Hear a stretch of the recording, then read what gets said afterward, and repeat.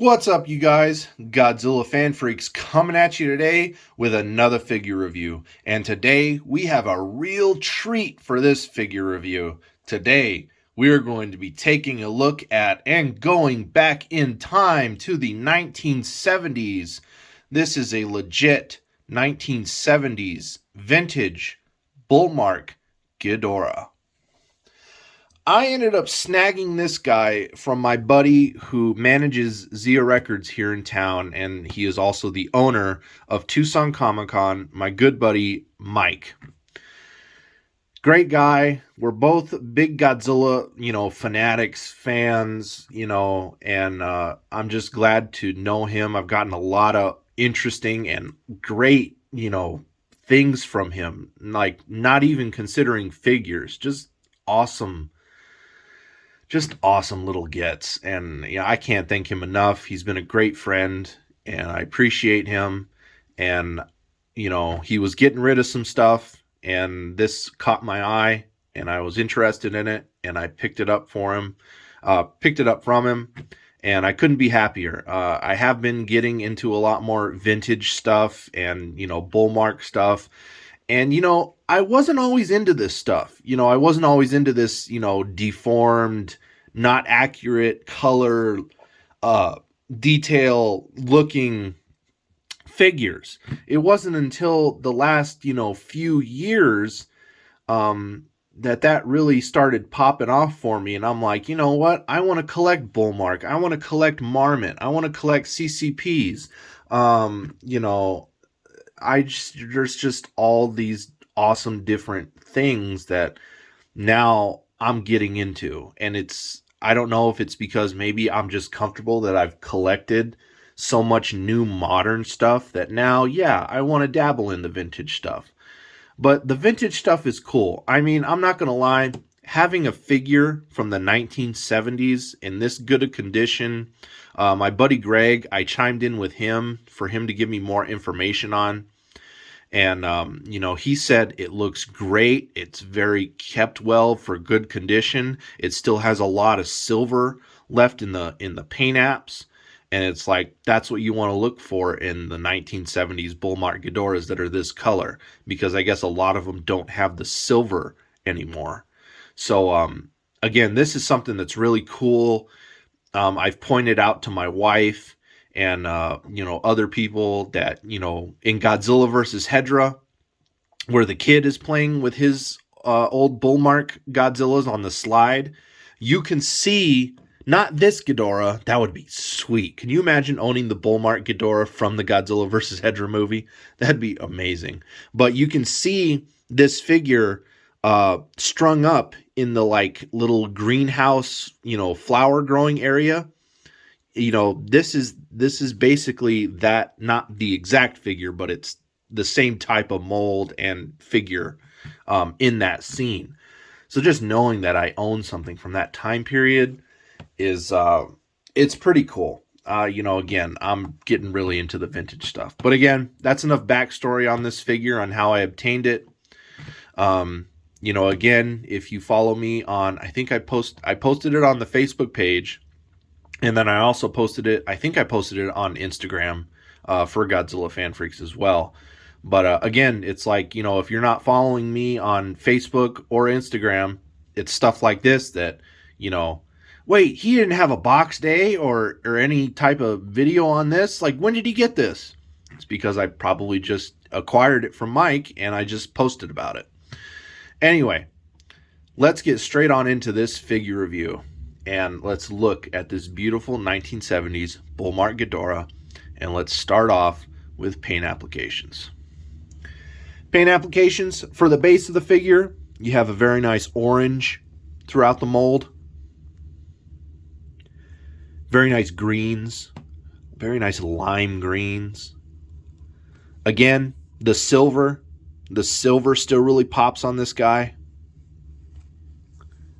Even on the back side. You got reds and blues in the faces and the necks. Looks very, very good. Detail wise, all the classic Ghidorah scaly, scales. Spikes running down each of the 3 heads. You got the curved horns at the top of each head. You got some teeth kind of sculpted in there. Again, this is a figure from the 70s. So, you respect it for the detail that they were able to put in. All his necks are collected here on a stump, basically. Which, again, to some, and to me, a long time ago, it looked weird and I really wasn't into that stuff. But now I am. Vintage is really cool. Wings, got all the nice membrane in there. Looks good. On the backs of the wings, they're just all scales. Ghidorah does have 2 tails, but the Bullmark figure is only sculpted with 1. Again, it's a 70s vintage figure. Feet, you got the claws, toes. On the bottom, there is the Toho stamp and the Bullmark stamp.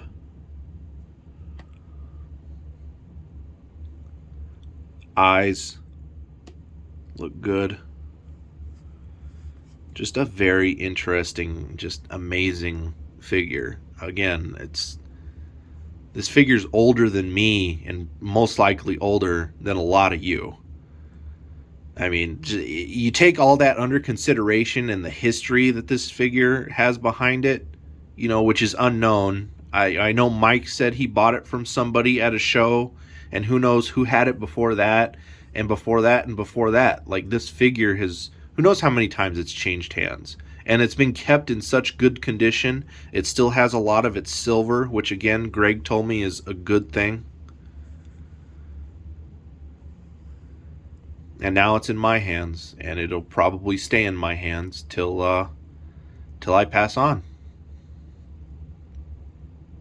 And who knows where it'll go after that, whether if I have kids that I pass my collection on to, or who knows, if I have kids and if they take an interest in Godzilla at all, my collection could all be sold one day. Who knows?